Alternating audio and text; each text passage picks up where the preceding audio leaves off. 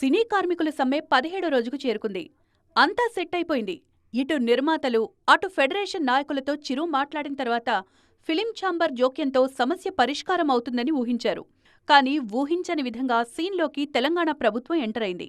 హైదరాబాద్ను సినిమా హబ్గా చెయ్యాలి అనుకుంటోన్న తమ పాలసీకి ఈ సమ్మె విఘాతంగా మారుతుందని భావిస్తోంది తెలంగాణ ప్రభుత్వం. అందుకే ఫిలిం ఛాంబర్, ఫెడరేషన్ నాయకులతో చర్చించి వీలైనంత త్వరగా సమస్య పరిష్కరించి నివేదిక ఇవ్వాలని ఉన్నతాధికారులను ముఖ్యమంత్రి ఆదేశించారు. ఇండస్ట్రీకి ప్రభుత్వం ఎప్పుడూ ప్రోత్సాహకంగానే ఉంటుందన్నారు సీఎం. సమ్మె కారణంగా హైదరాబాద్లో తెలుగు సినిమాలతో పాటు ఇతర భాషల సినిమాల షూటింగ్లు కూడా నిలిచిపోయాయి. సినిమా హబ్గా చెయ్యాలి అన్న తమ కలకి ఇది అడ్డంకిగా ఉందని అప్రమత్తమైంది తెలంగాణ సర్కార్. మరోవైపు ఇటు నిర్మాతలు, అటు ఫెడరేషన్ నాయకులు వాళ్ల అంతర్గత సమావేశాలు ఏర్పాటు చేసుకున్నాయి. 2018లో కానీ 2022లో కానీ అగ్రిమెంట్లు అయినప్పుడు ఒక 2 వర్కింగ్ కండిషన్స్ ఏవైతే ఉన్నానో అగ్రిమెంట్లో ఉన్నాయి. బట్ వాళ్ళు ఇంకా ఇంప్లిమెంట్ చేయలేదు.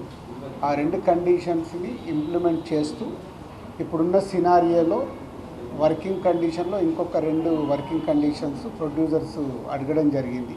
ఎవరు తగ్గినా ఎవరు పెరిగినా ముందు షూటింగ్స్ అయితే వెంటనే మొదలు పెట్టాల్సిన అవసరం వచ్చేసింది. ఇంకా ఆలస్యమైతే ప్రభుత్వం మరింత సీరియస్ అవుతుంది. అప్పుడు ఇష్యూ ఇంకా జటిలంగా మారడం పక్కా. పైగా ఈ సమ్మె ఇంకా సాగితే ఇండస్ట్రీకి ఇంకా నష్టమే. అందుకే దీనిపై సర్కార్ మరింత సీరియస్ కాకముందే పరిష్కారం తెచ్చుకుంటే ఇరు వర్గాలకు మంచిదేమో.